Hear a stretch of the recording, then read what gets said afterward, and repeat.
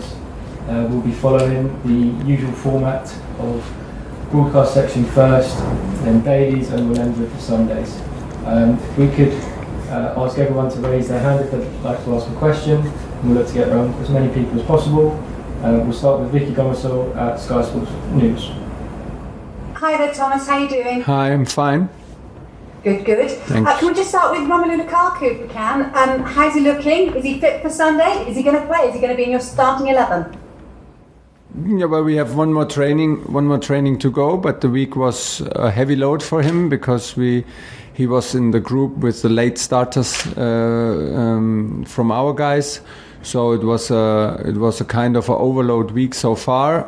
Today was lower intensity, and tomorrow we will have an important training before the match. But like I said, if we are hoping that he's on the pitch for Sunday, and things look like it. Is he the last piece of your jigsaw, do you feel, Thomas, or are you looking to bring in some more signings? Because obviously you've let go a lot of players, so you've got a bit more funds. Do you think you're going to use that?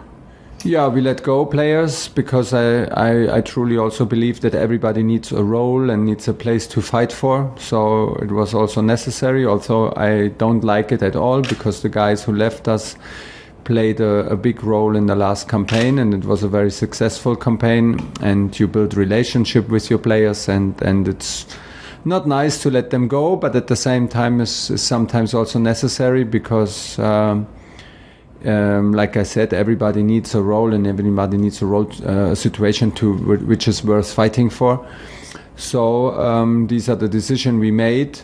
Is Romelu the missing piece? Well, we hope, but at the same time, we try to find solutions for any questions who are asked during games, and we want to still be a strong squad, and a squad that comes from a team effort, and Romelu is that kind of personality and profile that we were missing up front, and from now it's our job to push ourselves to the limit. What about at the back then? Because it's an exciting new prospect, I see, Trevor Chalobah. Is he going to stay in your plans? Because I know he's been out on loan. What's the future hold for him at the moment? Well, I think he did a fantastic pre-season with us, and he's a very good player, and even more important, a top character. He has both feet on the ground, and he took his chance very impressively. He played very, very good matches in pre-season. He performed 120 minutes against Villarreal and another strong 90 minutes now against Crystal Palace. So I think it's very logic that he stays with us and is looking for his chance here. Like you said, we let go some players, and Trevor is the guy that we absolutely want to keep. And this is the status for him. So he's going to sign a new contract then, yes? This actually I don't know.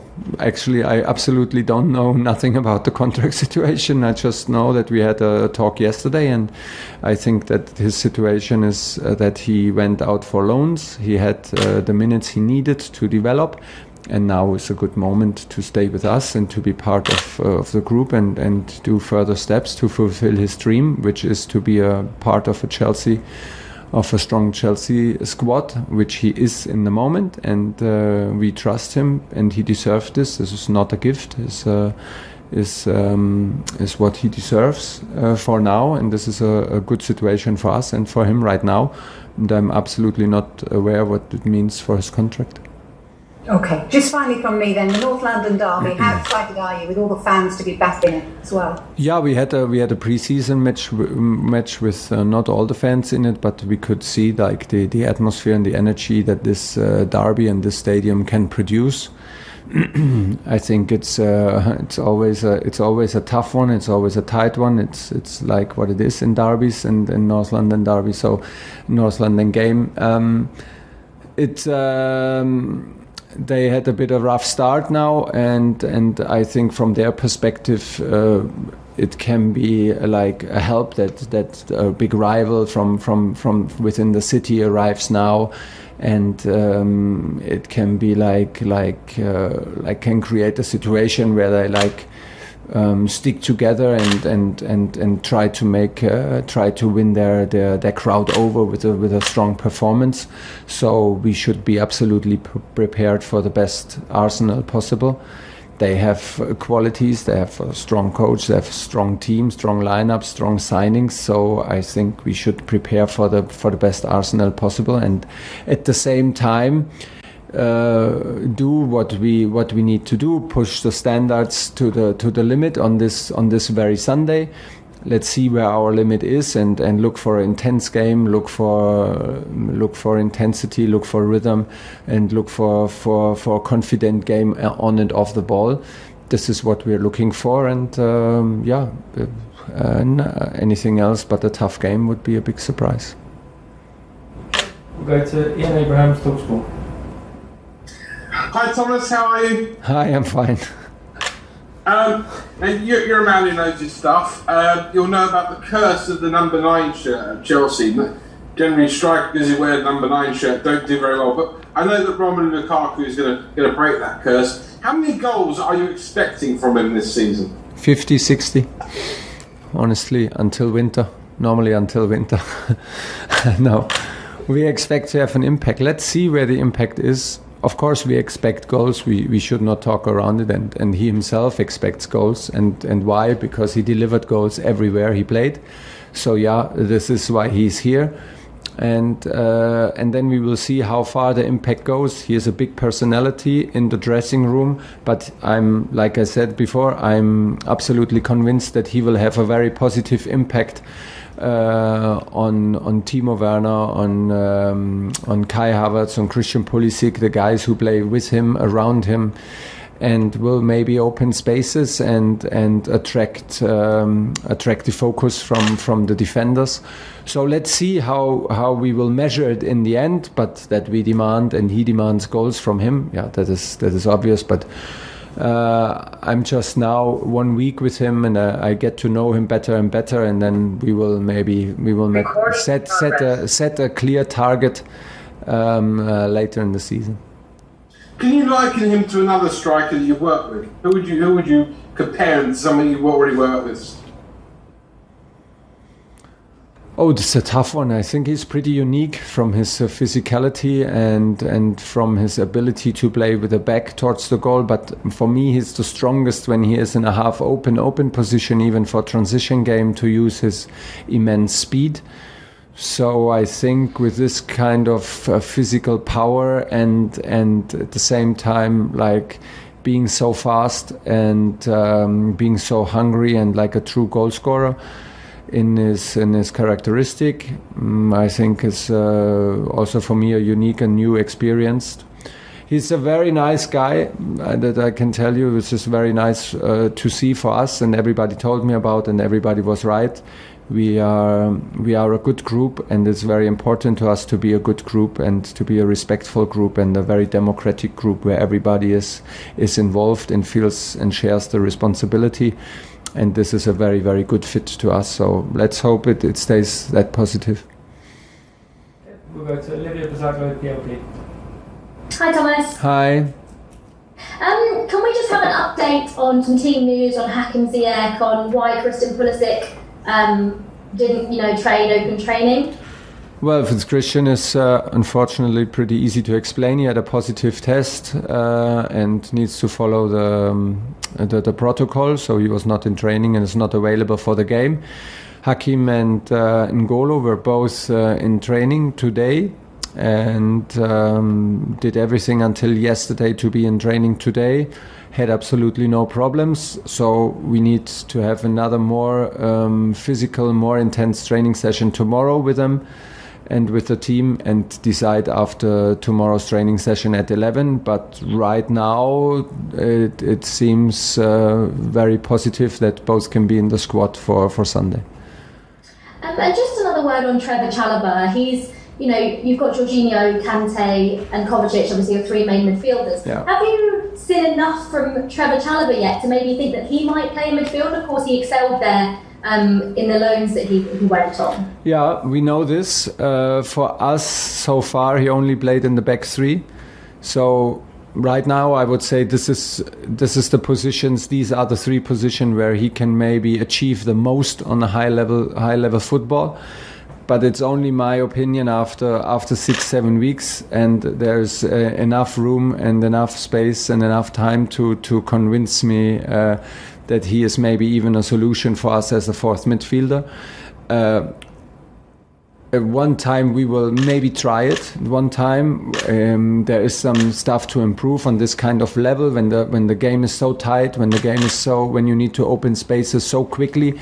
It's a big difference to play in midfield in Premier League or with all the respect, or in a smaller team in France, where you maybe can rely on ball wins and transition game.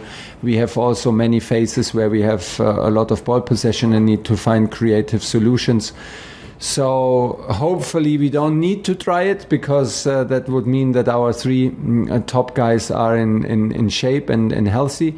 But we have this in mind. We just talked on the pitch about it within the staff, because he was doing a good ball possession exercise in the middle of the pitch, and I just asked the same question to all of us: could he even be maybe the number 4 solution? We need to find it out and give some time in it. I think now is not the time to confuse him and to try too many roles. He settled in in the back three. He knows now, he learns now what it takes to play on this position in terms of football tactics and behavior, principles of the game. Now he needs to learn what it takes to be a professional for Chelsea. He has big role models at his side, big experience and top players. So step by step, and maybe sometimes we will put him in midfield when all the other processes are done. Okay, we have time for a couple more in this section. We'll go to George Cummins, BBC, and then end with Nick Jewell, PA.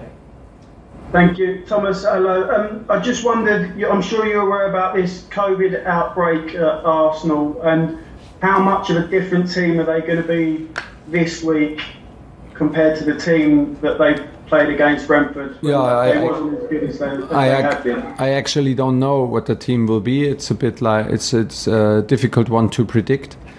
For me, the situation, when I put myself into their shoes, is the situation is a bit like they can play maybe the underdog role here because of the complications they had now with the COVID situation, the difficulties they had in the first match, and to lose a first match. I think they will try to put themselves into the underdog role and fight from there in this London derby, which is fair enough. And this is on us to be absolutely focused and well aware of everything that they will ask us, because there is a lot of quality in the squad. They have quality signings, they have quality players in their squad, and they can hurt anybody if you're not concentrated, if you're not aware of the danger. So in the end it comes down to us.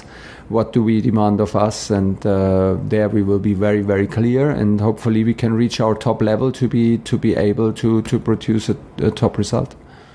Now, please don't sit on the fence with this question, but UEFA announced their Men's Player of the Year. It's N'Golo Kante, Jorginho and Kevin De Bruyne. So if you had a vote, who would you be voting for? I would give 2 votes for my 2 players, of course. I cannot. It's clear. And the Men's Coach of the Year, you're up for that. So you're up against Pep Guardiola and Mancini. So who would you be voting for in that one? I would not vote. Let the others vote. I mean, we know about it and I heard about it, but it's not the most important before a match, not in between matches. It's in general not the most important, the individual awards. The most important is that we produce performances as a team. That includes me, the manager, and everybody in the staff. And that includes, of course, every player. It's a team sport, and that's why we love it, and it will always stay like this. Thank you, and then we'll end on Nick Jewell, PA.